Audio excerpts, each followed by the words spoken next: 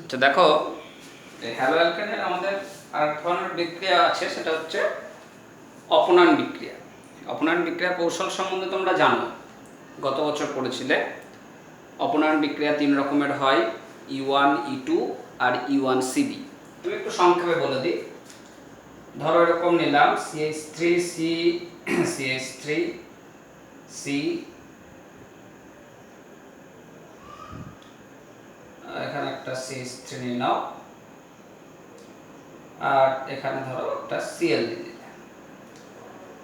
তাহলে প্রথম ধাপে Clটা বেরিয়ে গেল,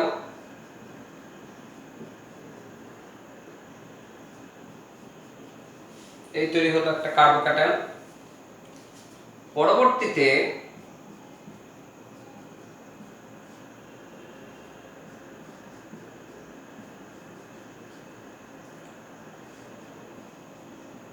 OH মাইনাস আসলো, হাইড্রোজেনটাকে নিয়ে নিল, এই বন্ডটা এখানে চলে আসলো, দিয়ে তৈরি হলো কি CH2 double bond C CH3 CH3। তাহলে এরকম যদি বিক্রিয়া কৌশল হয় যে একটা কার্বোক্যাটায়ন গঠন হলো, তারপরে ডবল বন্ড আসলো, তখন এই জাতীয় বিক্রিয়াকে আমরা বলি E1 কৌশল। তাহলে আলটিমেটলি এখানে রিঅ্যাকশনটা কি দাঁড়াবে? রিঅ্যাকশনটা হলো যে আমি CH3 CCl, তার সঙ্গে নিলাম অ্যালকোহলীয়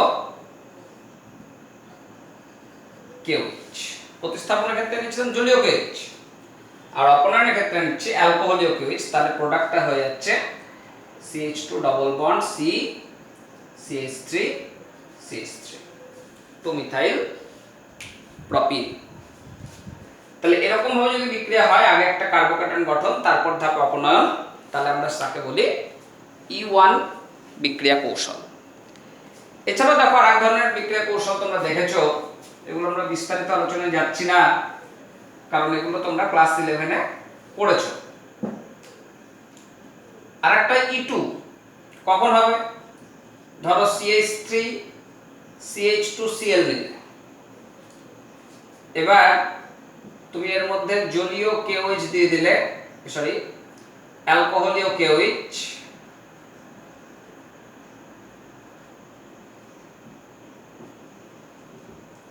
তাহলে তৈরি হবে CH2 ডবল বন্ড CH। তাহলে কি হবে হয়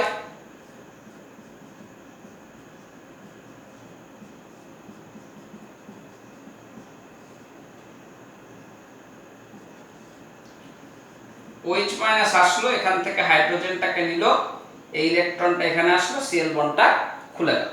তাহলে আমরা পাচ্ছি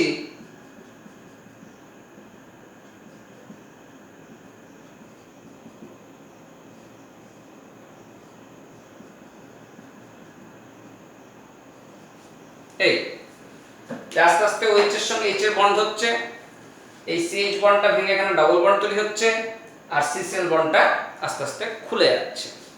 দিয়ে পরবর্তী ধাপে আমরা দেখছি কি CH ডবল বন্ড HH, এটা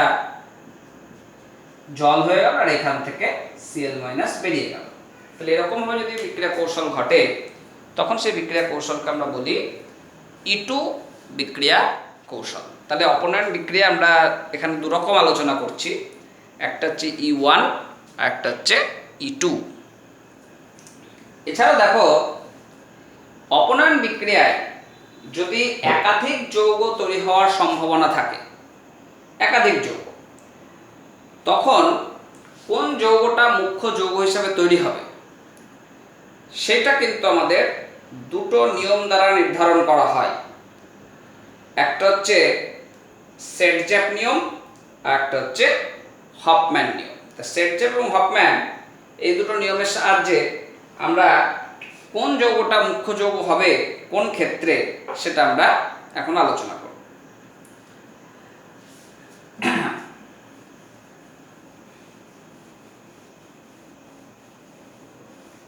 তাহলে প্রথমে আলোচনা করছি আমরা সেটজ্যাপ নিয়ম। ধরো আমি এরকম নিলাম CH3 CH2 CH Br CH3। এবার এর মধ্যে আমি দিয়ে দিলাম জলীয়, জলীয় লিখছি, অ্যালকোহলীয়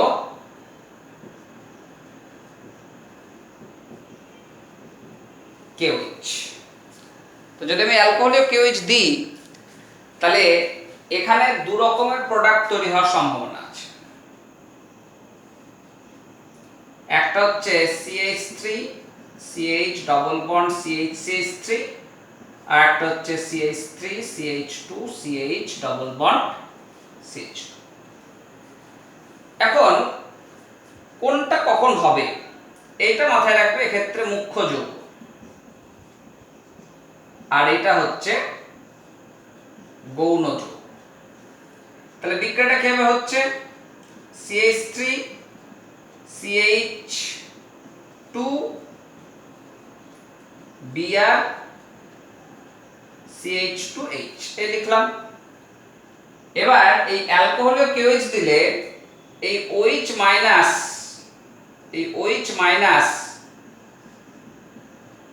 দেখো যদি এই হাইড্রোজেনটাকে অ্যাবস্ট্রাক্ট করে, এইটা এখানে আসে, এই বিআরটা খুলে যায়, এই ধারে অ্যাটাকটাকে আমরা A দিয়ে নামকরণ করলাম। তাহলে ডবল বন্ডটা কোথায় আসছে, মাঝখানে আসছে, তাহলে এই প্রোডাক্টটা আমরা পাবো। আর যদি এরকম দেখি যে OH মাইনাসটা এই H কে অ্যাটাক করলো, এই বন্ডটা এখানে গেল, এই বিআরটা খুলে গেল, অর্থাৎ বি বন্ডের থ্রুয়ে হচ্ছে, তাহলে কিন্তু এই যৌগটা তৈরি হচ্ছে। তাহলে এখন এইটা কেন তৈরি হচ্ছে, এটা কম কেন তৈরি হচ্ছে, এটা বেশি, এটা মুখ্য কেন, এটা গৌণ কেন, সেটা আমাদের আলোচনা করতে হবে। তাহলে বিষয়টা বুঝতে পারলে যে এখানে কিন্তু দুটো জায়গা আছে, একবার এধারে ডাবল বন্ড হতে পারে, একবার এধারে ডাবল বন্ড হতে পারে। তার মধ্যে বলছে এই ডাবল বন্ডটা মুখ্য আর এই ডাবল বন্ডটা গৌণ। তার কারণ কি, দেখো এই ডাবল বন্ডের সাপেক্ষে আলফা হাইড্রোজেন আছে 3টে, আর এই ধারেও 3টে, তাহলে মোট 6খানা আলফা হাইড্রোজেন। আর তোমরা জানো গত বছর পড়েছো আলফা হাইড্রোজেন বেশি থাকলে number of hyper conjugation structure বেশি হয়। আর এক্ষেত্রে দেখো এর সাপেক্ষে আলফা হাইড্রোজেন কটা, শুধুমাত্র দুটো, ওই ধারে কোনো আলফা হাইড্রোজেন নাই, পাশে কোনো কার্বন নাই, তাহলে আলফা হাইড্রোজেনও নাই। তাহলে এর হচ্ছে 6টি আলফা, আর এর হচ্ছে 2টি আলফা হাইড্রোজেন। তাহলে যেহেতু এখানে 6টা আলফা হাইড্রোজেন আছে, তার জন্য দেখা যাচ্ছে কি এই যৌগটা মুখ্য যৌগ হিসাবে উৎপন্ন হচ্ছে, আর বি যৌগটা গৌণ যৌগ হিসাবে উৎপন্ন হচ্ছে।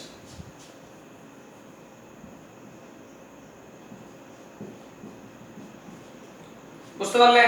তাহলে এ যৌগটা সেজন্য মুখ্য আর বি যৌগটা গৌণ। তাহলে সেটজ্যাপ নিয়মে আমরা দেখতে পাচ্ছি কি, যদি দুই ধরনের অ্যালকিন প্রস্তুত হওয়ার সম্ভাবনা থাকে, তাহলে যে অ্যালকিনটায় প্রতিস্থাপক সংখ্যা বেশি সেই অ্যালকিনটায় মুখ্য যৌগ হিসাবে উৎপন্ন হয়। তাহলে নিয়মটা আমরা শিখছি যে অ্যালকিল হ্যালাইড থেকে অ্যালকিন প্রস্তুতিতে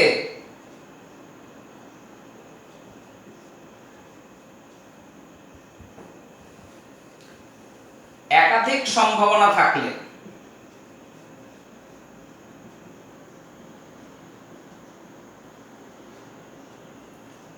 যে অ্যালকিনে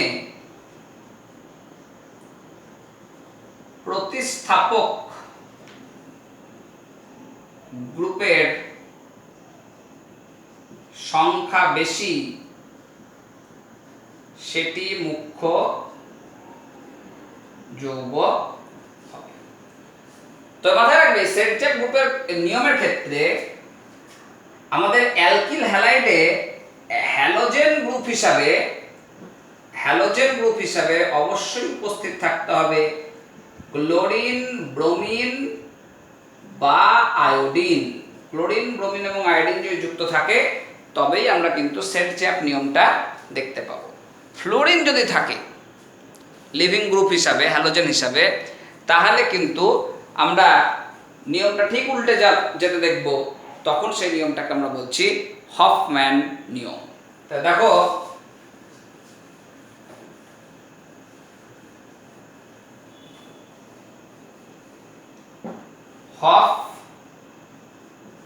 হফম্যান নিয়ম, তাহলে কি বলছি, যদি এরকম দেখো CH3 CH2 CH F CH3, এখানে হ্যালোজেন গ্রুপটা কি দিলাম F, আগের বার কি দিয়েছিলাম Cl, Cl B R I যাই থাকে কি হবে। আর যদি F থাকে তখন দেখো কি ঘটনা ঘটছে, তুমি যদি এর মধ্যে অ্যালকোহলীয় কেওএইচ যোগ করো, তাহলে তৈরি হবে দুটো প্রোডাক্ট, একটা হচ্ছে CH3 CH double bond CH CH3, আর দুই হচ্ছে CH3 CH2 CH double bond CH2, 2 butene আর 1 বিউটেন।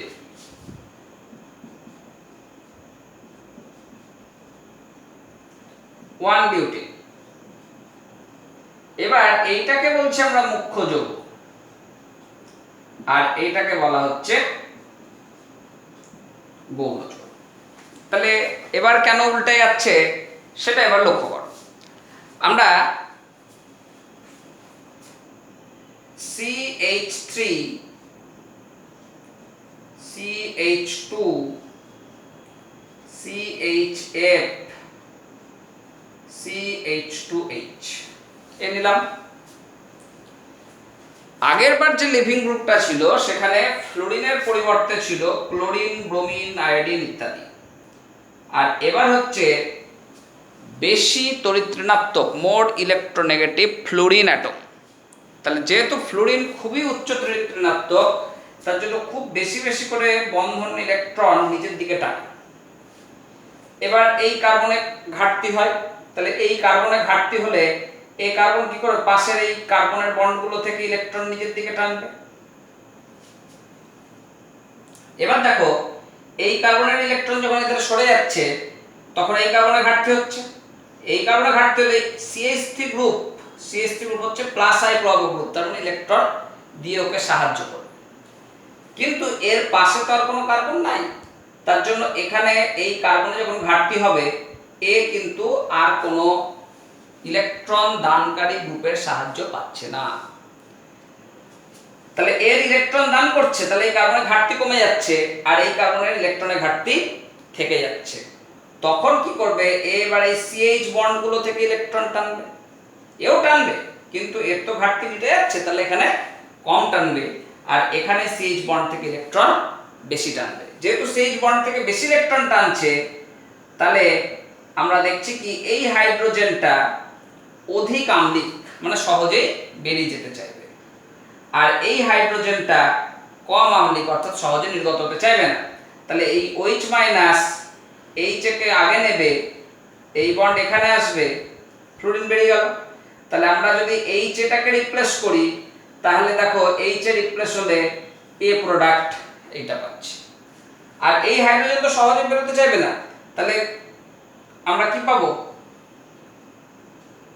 এখান থেকে ডাবল বন্ড ফরমেশনটাও কম হবে, অর্থাৎ এই প্রোডাক্টটা তখন সেটা দেখব কি গৌণ যৌগ হিসাবে উৎপন্ন হচ্ছে। তার জন্য আমরা দেখছি কি হফম্যান নিয়মের ক্ষেত্রে সেট-জ্যাপ নিয়মের ঠিক বিপরীত যৌগটা পাওয়া যাচ্ছে। অর্থাৎ আমরা দেখব যে অ্যালকিল হ্যালাইডে যদি হ্যালোজেন গ্রুপ হিসাবে ফ্লোরিন উপস্থিত থাকে তখন কম প্রতিস্থাপিত, এটা দেখো কম প্রতিস্থাপিত, এটা কি বেশি প্রতিস্থাপিত, তাহলে কম প্রতিস্থাপিত অ্যালকিনটাই মুখ্য যৌগ হিসাবে উৎপন্ন হচ্ছে। তাহলে কি বলছি, অ্যালকিল হ্যালাইডে লিভিং গ্রুপ হিসাবে ফ্লোরিন উপস্থিত থাকলে কম প্রতিস্থাপিত অ্যালকিনটি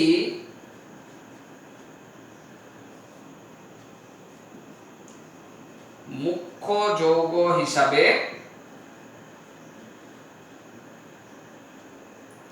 উৎপন্ন হয়। তাহলে কম প্রতিস্থাপিত অ্যালকিনটা এখানে মেজর প্রোডাক্ট আর বেশি প্রতিস্থাপিত অ্যালকিনটা মাইনর প্রোডাক্ট। এবার দেখো আমরা এখানে আরেকটা গুরুত্বপূর্ণ বিষয় শিখব, খুব গুরুত্বপূর্ণ, পরীক্ষায় খুব আসে এই জায়গাগুলো। একটু আগে তোমাদের আমি দেখাচ্ছিলাম ইটু কৌশলটা কিভাবে হয়। ইটু কৌশল দেখলে কি, এখানে যদি একটা হ্যালোজেন থাকে আর আমি যদি এখানে OH মাইনাসটা দিই, তাহলে বলছি যে এই প্রোডাক্ট হচ্ছে।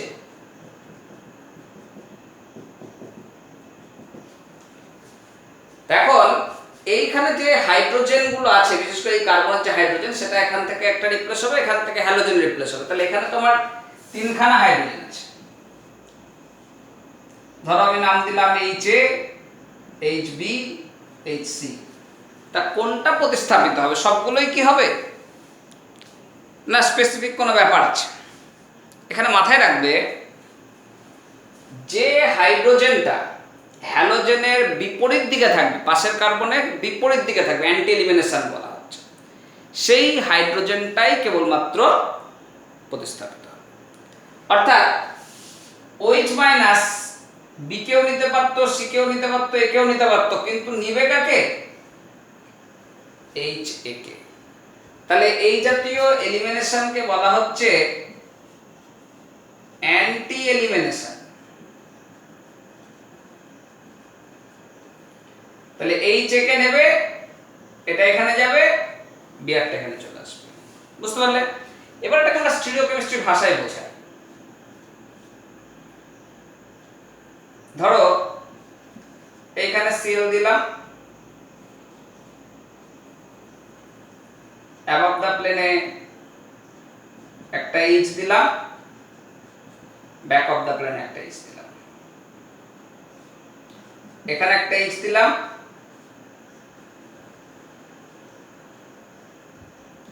এখানে একটা H করলাম, এখানে একটা H করলাম। এখন এই ক্লোরিনটা আর এই হাইড্রোজেনটা দেখো একই তলে আছে। এটা তো উপরে আছে, এটা নিচে আছে, এটাও উপরে আছে, এটা নিচে আছে। তাহলে এই ক্লোরিনের সাপেক্ষে অ্যান্টিতে যে থাকবে সেও কিন্তু সমতলীয় হতে হবে। এটাও কিন্তু গুরুত্বপূর্ণ বিষয়। এখানে তো নরমাল স্ট্রাকচার, কিছু বোঝা যাচ্ছে না, আমি মডেল দিয়ে দেখাচ্ছি। এখানে যে হাইড্রোজেনটা মানে এলিমিনেট হচ্ছে, বেরিয়ে যাচ্ছে খাট দ্বারা, সেই হাইড্রোজেনটা এই হ্যালোজেনের অ্যান্টি পজিশনে থাকবে, শুধু তাই নয়, সেটা সমতলীয় হতে হবে। তাহলে এটা একটা গুরুত্বপূর্ণ পয়েন্ট যে অপনয়ন বিক্রিয়ায়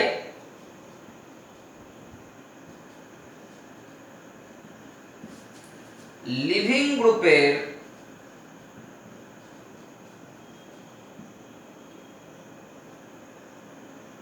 পাশের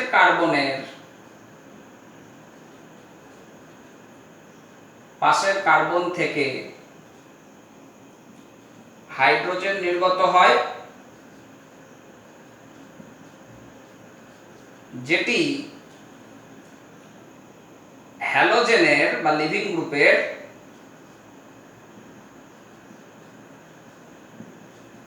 অ্যান্টি অবস্থানে ও সমতলীয় হবে। তাহলে শুধু অ্যান্টি অবস্থানে হলেই হবে না, সেটা সমতলীয়। তাহলে এই Cl এর অ্যান্টি অবস্থানটা কিন্তু এখানে ফাঁকা পড়ে আছে। তাহলে দেখো আমরা বিষয়টা একটু বুঝে নিই।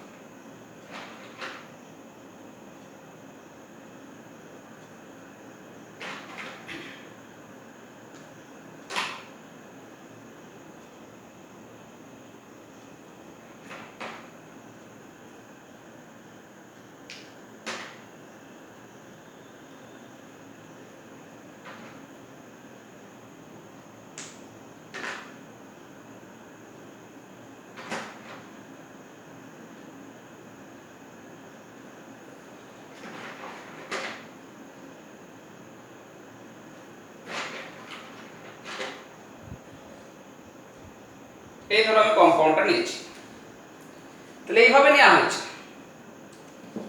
এই রেডটা ভাবো সিএল, বাকি সবই হাইড্রোজেন। তা এই সিএলটা আর এই এইচটা কিন্তু প্লেনে আছে। এই হাইড্রোজেনটা অ্যাবভ দ্য প্লেন, এই হাইড্রোজেনটা বিলো দ্য প্লেন। এই হাইড্রোজেনটা অ্যাবভ দ্য প্লেন আর এই হাইড্রোজেনটা বিলো দ্য প্লেন, এইভাবে আছে। কিন্তু এই পজিশনে থাকলে এলিমিনেশন কিন্তু হবে না, অ্যান্টি পজিশনে নিতে হবে। তাহলে অ্যান্টিতে করার জন্য তুমি কি করবে, যে কোনো একটা কার্বনকে ফিক্সড রাখো। সহজ নিয়ম শেখো, যে কোনো একটা কার্বনকে ফিক্সড রাখো। ধরো এটাই ফিক্সড রাখলাম, তাহলে এটাকে ঘোরাবো এমন ভাবে যাতে এই সিএলটা এই হাইড্রোজেনের অ্যান্টিতে চলে যায়। তাহলে আমি যদি এইভাবে ঘোরাই, তাহলে দেখো অ্যান্টিতে চলে গেল। এটা এটা একই তলে আছে কিন্তু বিপরীত দিকে। তাহলে এর সমস্যা কি ঘটনা ঘটলো দেখো, আমি তো ঘোরালেই হলো না, পজিশনগুলো বোঝার চেষ্টা করবে। এই যে হাইড্রোজেনটা তুমি কোথায় দেখছো, অ্যাবভ দ্য প্লেনে। আমি যখন ঘোরাচ্ছি লক্ষ্য রাখো কি হচ্ছে, যে হাইড্রোজেনটা অ্যাবভ দ্য প্লেনে ছিল সেটা দেখো ঘোরানোর পরে চলে গেল বিলো দ্য প্লেনে, ব্যাক অফ দ্য প্লেন। আর যে হাইড্রোজেনটা দেখো ব্যাক অফ দ্য প্লেন ছিল, সেই হাইড্রোজেনটা দেখো ঘোরানোর পরে চলে আসলো অ্যাবভ দ্য প্লেন। তাহলে তুমি এই কার্বনটাকে ফিক্সড রেখেছো, এটাকে ঘোরাচ্ছ, বা উল্টোটাও করতে পারতে, এটাকে ফিক্সড রাখতে এটাকে ঘোরাতে, একই ব্যাপার, 180 ডিগ্রি ঘুরিয়ে দেবে। তাহলে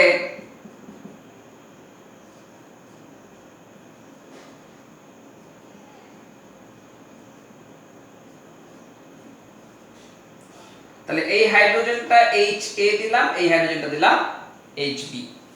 তাহলে যেটা ব্যাক অফ দ্য প্লেন ছিল সেটা চলে আসলো অ্যাবভ দ্য প্লেন, আর যেটা অ্যাবভ দ্য প্লেন ছিল সেটা চলে গেল ব্যাক অফ দ্য প্লেন। বুঝতে পারলাম?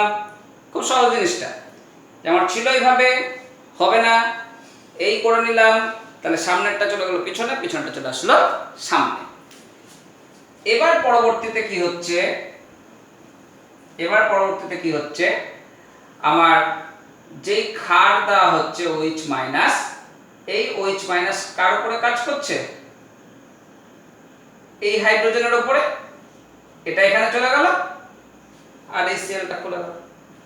তাহলে আলটিমেটলি আমি কি পেলাম, এই হাইড্রোজেনটা আর এই হাইড্রোজেনটার মধ্যে দেখো, এই হাইড্রোজেনটা আমি নাম দিয়ে দিই CD।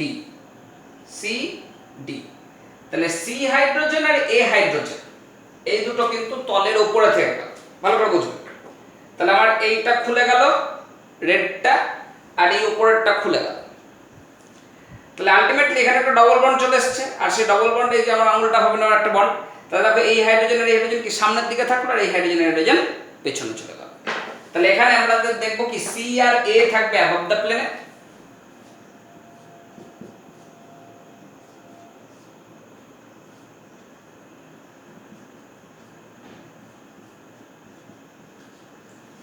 C আর A থাকছে অ্যাবভ দ্য প্লেনে,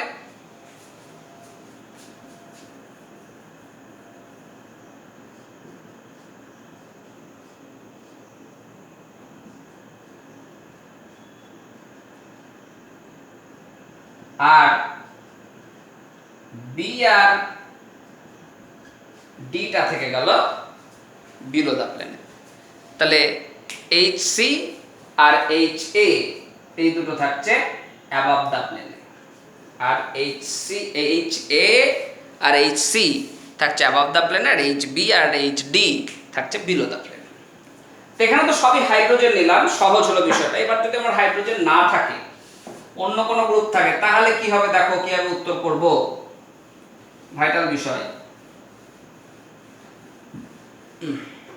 ধরো তোমাকে এরকম দাও,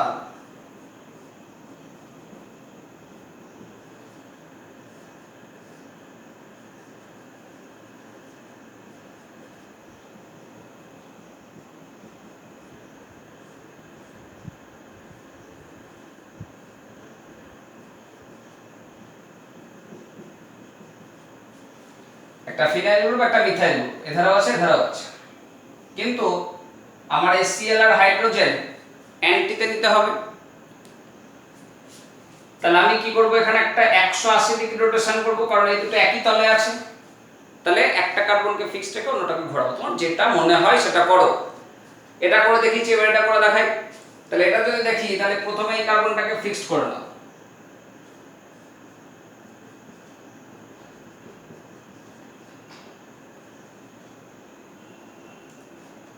এবার এটা যখন 180 ডিগ্রি ঘুরবে, তখন সিএলটা চলে আসলো নিচে।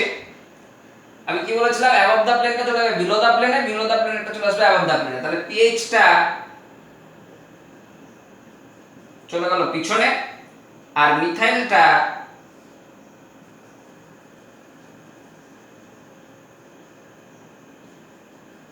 চলে আসলো উপরে। এবার আমার এলিমিনেশন হবে।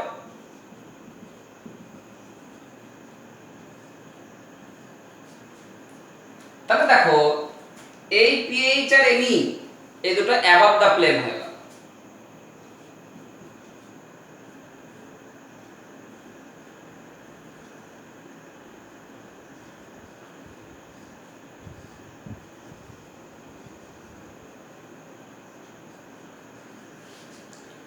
এই পিএইচ আর এই এমই একই দিকে থাকে, আর এই এমই আর এই পিএইচ বিপরীত দিকে থাকলো। তাহলে আমরা এটাকে এভাবেও লিখতে পারি, পিএইচ এবি এমই পিএইচ। তাহলে বিষয়টা কি ছিল, তুমি এইভাবে দেখছিলে, এই জিনিসটাকে এইভাবে ঘুরে দেখো, এইভাবে দেখছিলে এইভাবে ঘুরে দেখো, এইভাবে দেখছিলে এইভাবে ঘুরে দেখো, একই ব্যাপার। তাহলে এইভাবে ছিল, এইভাবে নিলাম।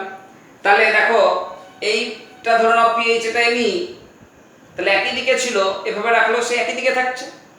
আর এই দুটো দেখো পিছন দিকে ছিল, এই ধরে করলো সে একই দিকেই থাকছে।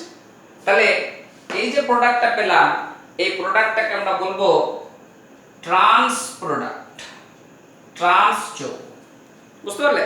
তো এরকম অনেক সময় প্রশ্ন দেয় যে একটা কম্পাউন্ড দিয়ে দেয়, দিয়ে তার মধ্যে জলীয় কেওএইচ দিয়ে এরকম স্টিরিওকেমিস্ট্রি যদি করে দেয়, দিয়ে জানতে চাইতে পারে এটা সিস না ট্রান্স, কি যৌগ হবে। সেক্ষেত্রে তোমরা এইভাবে রোটেশনটা ঘুরিয়ে বোঝানোর চেষ্টা করবে। যাই হোক, আমাদের পরের অংশ আমরা আলোচনা করব, সেটা হচ্ছে গ্রিগনার্ড বিকারক, অর্থাৎ ধাতুর সঙ্গে কিছু বিক্রিয়া আছে, এগুলো করলেই আমাদের এর হ্যালো অ্যালকেনের রিয়াকশন শেষ হবে। তারপরে চলে আসবো আমরা নেক্সট ক্লাসে হ্যালো অ্যারিন, খুব সংক্ষেপে একদিনেই হ্যালো অ্যারিনের রিয়াকশন করে দেব। যাই হোক, তোমরা এই পর্যন্ত দেখো, পরে আমরা ধাতুর সঙ্গে বিক্রিয়া করব।